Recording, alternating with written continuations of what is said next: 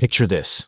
It's 3 in the morning, and you're lying in bed, staring at the ceiling while your mind races with worries, fears, and that gnawing emptiness that seems to grow stronger in the darkness.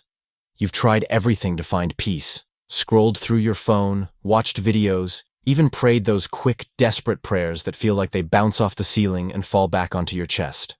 But what if I told you that this exact moment, this precise hour when darkness feels heaviest and hope seems most distant, is actually when the most powerful spiritual battle can be won?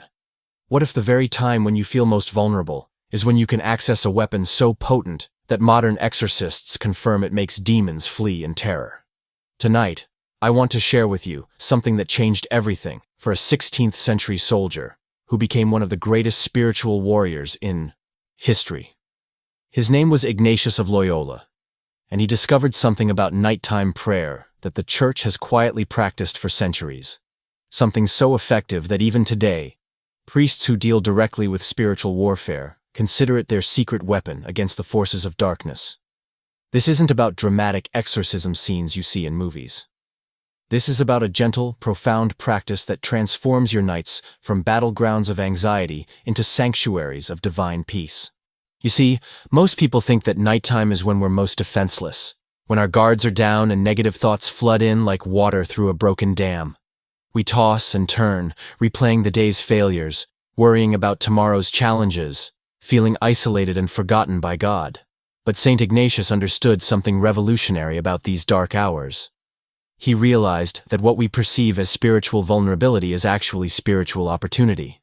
The very moment when our ego is tired, when our defenses are lowered, when we can't hide behind our daily masks and achievements, is precisely when our soul becomes most receptive to divine grace.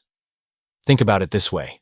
During the day, we're constantly performing, constantly managing our image, constantly trying to prove our worth through our accomplishments and interactions. Our minds are cluttered with 1,000 distractions.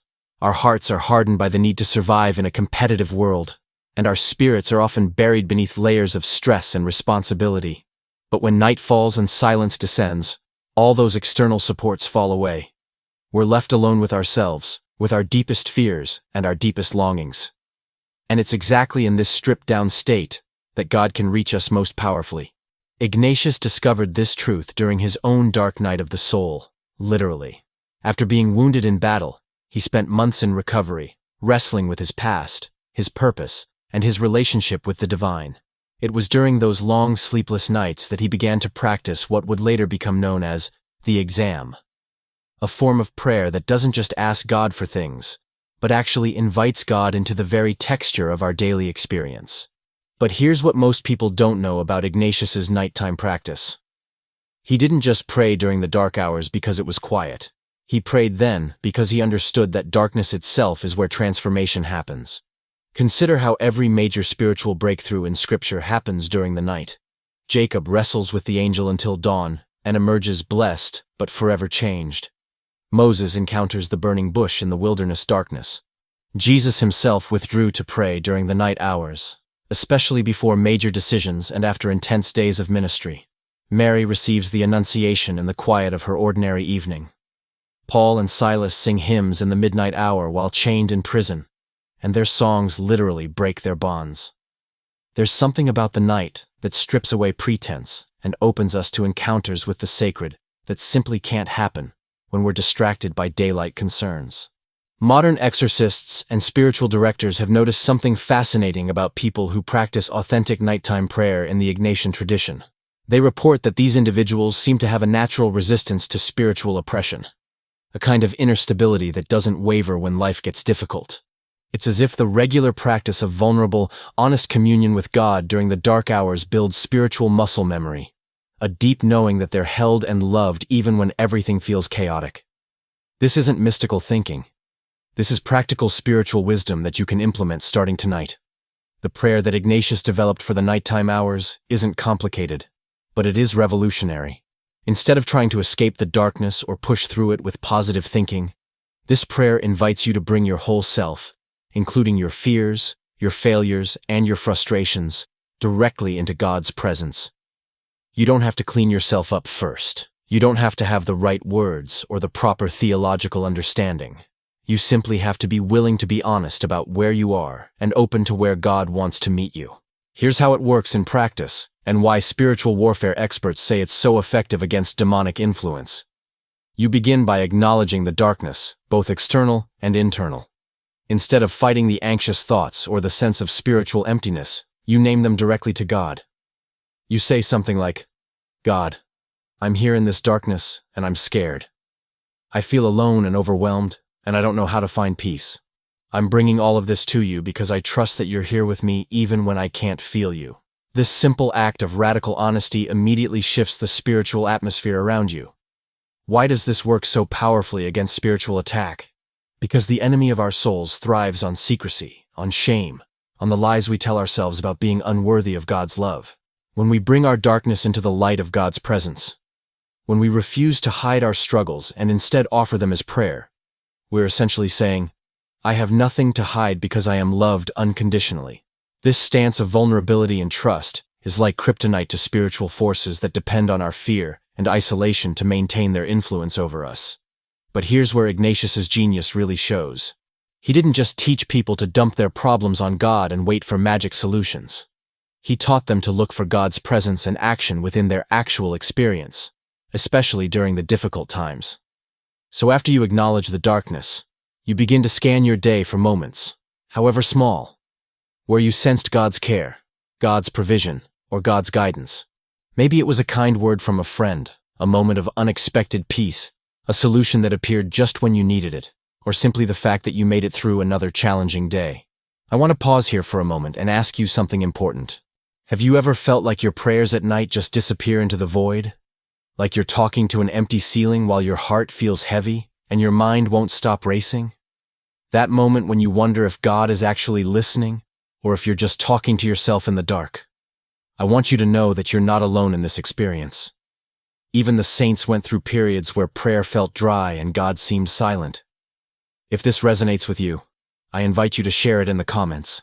You can simply write, "I've felt that emptiness," and if you're comfortable, tell us briefly about your experience. Your comment could be exactly what someone else needs to read today to feel understood in their own faith journey. Sometimes, the simple act of acknowledging our spiritual struggles begins to heal those invisible wounds we carry within. This practice of actively looking for God's presence in your day, especially during nighttime prayer, gradually trains your spiritual eyes to see divine activity everywhere. You start to notice patterns of provision and protection that you previously missed. You begin to recognize the subtle ways that grace shows up in ordinary moments. Most importantly, you develop what Ignatius called spiritual sensitivity, the ability to distinguish between movements that draw you closer to God and movements that pull you away from peace and love. Exorcists have observed that people who practice this kind of attentive, grateful prayer become remarkably resistant to spiritual manipulation. Why? Because they've trained themselves to recognize God's voice and God's ways. They're not easily confused by thoughts and feelings that masquerade as spiritual insights but actually lead to despair, pride, or harmful behaviors. They've developed what we might call spiritual discernment muscle memory through the regular practice of examining their inner landscape in God's presence. But there's another dimension to this nighttime practice that makes it particularly powerful, and it has to do with what Ignatius called offering the day to God. This isn't just a nice religious gesture. It's a profound act of spiritual warfare. When you consciously place your entire day, with all its successes and failures, its joys and sorrows, its moments of grace and its times of struggle, into God's hands, you're essentially saying, "Nothing in my life is outside of your love and your ability to bring good from it." This act of surrender and trust creates what spiritual directors call holy ground around your life. Think about what this means practically. Every worry you carried today, every mistake you made, every harsh word you spoke or received, every moment when you felt disconnected from God, every small victory and every painful disappointment, all of it becomes material for prayer. All of it becomes a place where you can encounter divine mercy and wisdom. Nothing is wasted. Nothing is too small or too shameful to bring into this sacred conversation.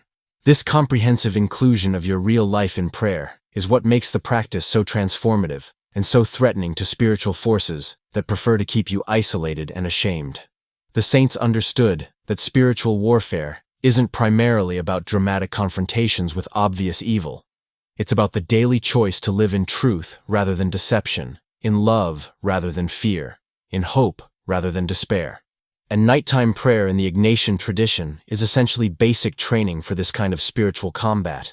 Every time you choose honesty over pretense, gratitude over resentment, trust over anxiety, you're striking a blow against the spiritual forces that want to keep you small, afraid, and separated from the love that is your true identity.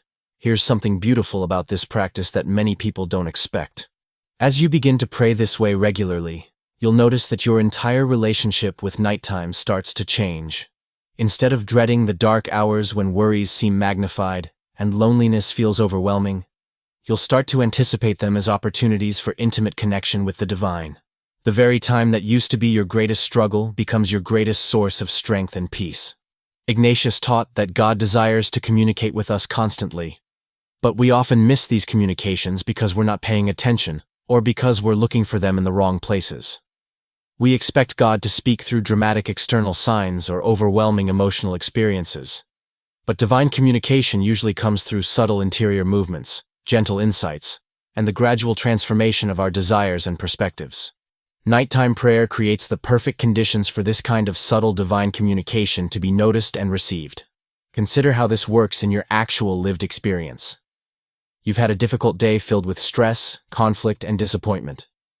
The old you might lie in bed replaying every frustrating moment, analyzing every harsh word, and spiraling into anxiety about what tomorrow might bring. But as you develop this Ignatian practice, you learn to bring all of that material into prayer. You acknowledge the difficulty honestly, but then you begin to look deeper. Where did you sense God's presence even in the midst of the chaos? What moments of unexpected grace appeared? How did you grow in compassion, patience, or wisdom through the day's challenges? This isn't about forcing yourself to feel positive about negative experiences.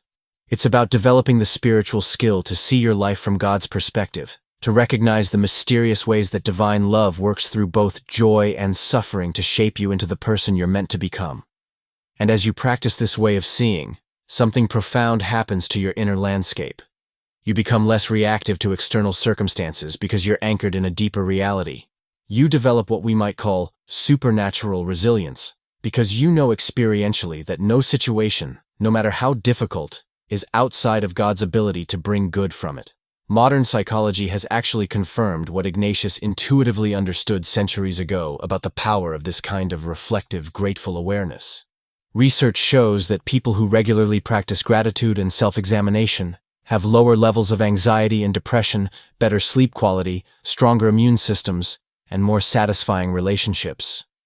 But for those who practice this within a framework of faith, the benefits go far beyond psychological wellness.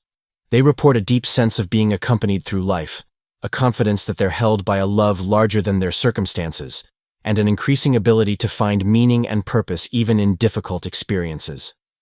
The key to understanding why this practice is so spiritually powerful lies in grasping what Ignatius meant by finding God in all things. This doesn't mean that everything that happens is God's will, or that we should be passive about injustice and suffering. It means that God's love and grace are so pervasive that they can reach us and work through us in any circumstance, no matter how broken or hopeless it seems. When you pray with this kind of expectant attention, you're essentially training yourself to recognize and cooperate with grace wherever it appears. Let me share with you how this might look in a concrete situation. Imagine you've had an argument with someone you love. The old pattern might be to lie awake rehearsing what you should have said, building a case for why you were right, or spiraling into shame about how you handled the situation.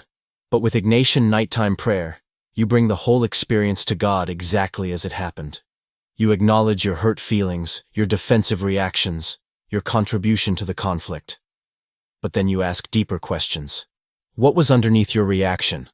What fear or need were you trying to protect? How might God be inviting you to grow through this difficult interaction? Where did you see glimpses of love even in the midst of the conflict? This kind of prayerful examination doesn't excuse harmful behavior or minimize real hurt, but it does create space for healing, understanding, and authentic change. And here's what's remarkable. As you consistently bring your real relationships and real struggles into this kind of honest prayer, you'll find that you gradually become more skilled at navigating conflict with wisdom and compassion. You develop what we might call holy emotional intelligence, because you're learning to see yourself and others through God's eyes of love. Spiritual directors have noticed that people who practice this kind of prayer begin to carry themselves differently during the day. They seem less anxious and more present. They're quicker to forgive and slower to take offense. They have a quality of inner peace that remains stable even when external circumstances are chaotic. This isn't because they've become emotionally numb or spiritually bypassed difficult emotions. It's because they've learned to process their experiences within a larger framework of meaning and love. But perhaps the most profound aspect of this nighttime practice is how it gradually transforms your relationship with your own imperfections and limitations. In our achievement-oriented culture, we're constantly pressured to present ourselves as having it all together, to hide our struggles and maximize our successes. This creates the exhausting split between our public persona and our private reality, and it leaves us feeling isolated and inauthentic. But Ignatian prayer invites you to bring your whole self, including your weaknesses and failures, directly into God's loving presence. This is actually where the practice becomes most threatening to demonic influence. Evil spiritual forces thrive on shame, secrecy, and the lies we tell ourselves about being unworthy of love. But when you regularly practice radical honesty with God about your real struggles and consistently experience divine acceptance and mercy in response, those old patterns of shame and self-condemnation begin to lose their power over you. You develop what the saints called holy confidence, not in your own perfection, but in God's unconditional love for you exactly as you are. Let's get practical about how to implement this tonight and every night going forward. You don't need special equipment or extensive theological training. You don't need to pray for hours or use complicated spiritual techniques. The beauty of Ignatian prayer is its simplicity and accessibility. You simply need a few minutes of quiet time before you go to sleep and a willingness to be honest with God about your actual experience. Begin by finding a comfortable position where you can relax, but remain alert. This might be sitting on the edge of your bed, in a comfortable chair, or even lying down if that helps you feel more at ease. Take a few slow, deep breaths and consciously invite God's presence into this time of prayer. You might say something simple like, "God, I'm here with you now. Help me to be open to whatever you want to share with me in these moments." Then, begin to review your day slowly, like you're watching a gentle replay of the hours that have passed. Don't rush through this or try to analyze everything. Just let the significant moments, conversations, and experiences surface naturally. As each memory arises, notice what feelings and thoughts come with it. Where did you feel stressed, anxious, or disconnected? Where did you experience joy, peace, or a sense of meaning? Where did you struggle with difficult emotions or challenging relationships? The crucial step is to bring each of these experiences directly to God without trying to fix them or figure them out first. If you felt overwhelmed during a meeting at work, tell God about that feeling and ask what divine love wants to say to you about it. If you had a moment of unexpected laughter with a friend, thank God for that gift, and notice how it felt to be genuinely joyful. If you made a mistake that hurt someone, acknowledge that honestly and ask for guidance about how to make amends. What you're doing through this process is gradually training yourself to see your entire life as a conversation with God. Nothing is too mundane to include, and nothing is too shameful to bring into this sacred space. This comprehensive inclusion of your real experience in prayer is what creates the spiritual strength and clarity that makes you resistant to deception and manipulation. As you develop this practice over weeks and months, you'll begin to notice patterns in how God seems to communicate with you. Some people sense divine presence most clearly through unexpected peace in the midst of chaos. Others recognize God's voice in the wise counsel of friends or in insights that arise during quiet reflection. Some feel most connected to the sacred through experiences in nature or through creative expression. There's no right or wrong way for God to reach you. The important thing is that you're paying attention and creating space for that communication to be received. One of the most beautiful aspects of this prayer is how it gradually expands your capacity for gratitude. As you consistently look for traces of divine love and care in your daily experience, you begin to notice gifts and graces that you previously overlooked. The stranger who smiled at you in the grocery store. The moment of sunset that took your breath away. The sudden solution to a problem you've been wrestling with. The friend who called just when you needed encouragement. Life begins to reveal itself, as far more graced and blessed than you realized. This isn't about forcing yourself to feel positive about genuinely difficult experiences. It's about developing the spiritual skill to hold both struggle and blessing simultaneously, to find hope and meaning even in the midst of real pain and loss. The saints understood that spiritual maturity doesn't mean escaping suffering, but learning to find God's presence and love within whatever circumstances we face. Before I share the specific prayer that Ignatius used and that modern exorcists recommend, I want to address something that might be going through your mind right now. You might be thinking, this sounds too simple to be truly effective against serious spiritual attack, or, I've tried prayer before, and it didn't seem to make much difference. I understand these doubts because they're common and legitimate concerns. But here's what I want you to consider. The most powerful spiritual practices are often the simplest ones, because they don't depend on our ability to perform or achieve, but on our willingness to receive grace. The specific prayer that Ignatius developed for nighttime use is called the Examen, and it follows a simple 5-step pattern that you can adapt to your own temperament and circumstances. The first step is to acknowledge God's presence with you in this moment. This isn't about generating a particular feeling, but about choosing to believe the truth that you are never alone, that divine love surrounds you constantly, even when you can't sense it directly. The second step is to review your day with gratitude, looking specifically for moments where you experienced God's care, provision, or guidance. This might be as simple as having enough food to eat, receiving encouragement from a friend, or finding strength to handle a difficult situation. The goal isn't to minimize real problems, but to recognize the ways that grace was present, even in challenging circumstances.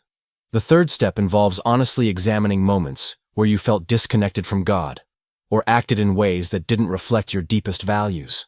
This isn't about self-condemnation, but about growing in self-awareness and openness to divine mercy. You might notice patterns of reactivity, areas where fear dominated love, or times when you chose self-protection over authentic connection with others. The fourth step is the heart of the prayer, bringing everything you've noticed into direct conversation with God. Share your gratitude for the gifts you've recognized. Ask for forgiveness for the ways you've missed the mark. Request wisdom about situations that are troubling you. Express your concerns and fears honestly. Pour out your heart, as you would with the most trustworthy friend you've ever known. The fifth and final step involves listening for God's response and offering your tomorrow into divine hands. This listening isn't usually about hearing audible words, but about noticing subtle shifts in your inner landscape. You might sense a gentle peace settling over your anxieties, or receive an insight about how to handle a challenging relationship, or simply feel held and loved exactly as you are.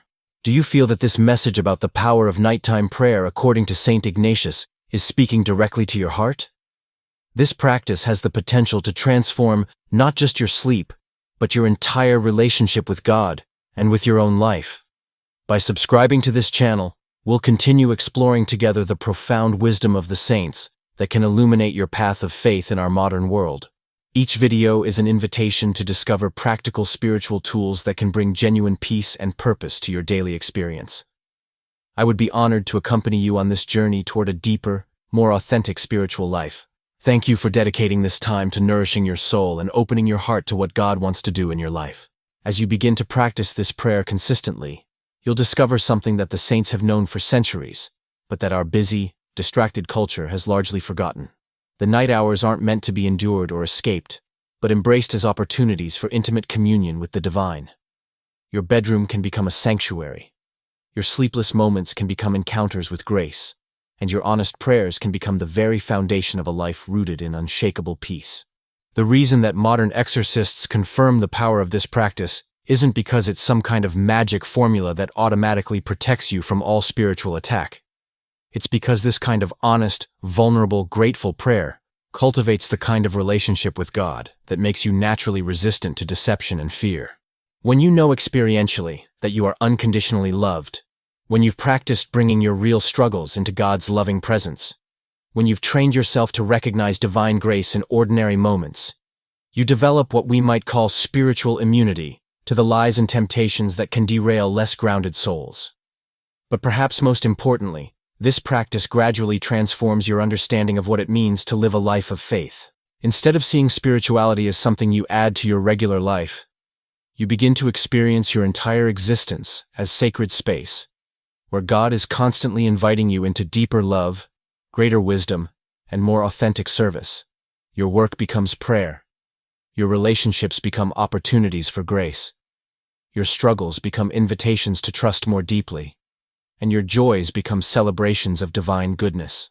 This is the gift that Ignatius of Loyola offers to anyone willing to embrace the darkness, not as something to be feared, but as the very place where divine love meets human need most powerfully. Tonight, when you lay your head on your pillow and the world grows quiet around you, remember that you're not alone in the darkness. The God who spoke light into existence at the beginning of time is there with you, ready to speak hope into whatever circumstances you're facing, ready to transform your nights from times of worry into moments of deep, healing peace. The prayer that has sustained saints and ordinary believers for 5 centuries is available to you right now. You don't have to wait until you feel more holy or have your life more together. You don't need perfect faith or flawless understanding. You just need to be willing to bring your real self into God's loving presence and trust that the divine heart that created you will meet you exactly where you are with exactly what you need. This is the promise of Ignatian spirituality, and this is the peace that passes all understanding that can be yours starting tonight.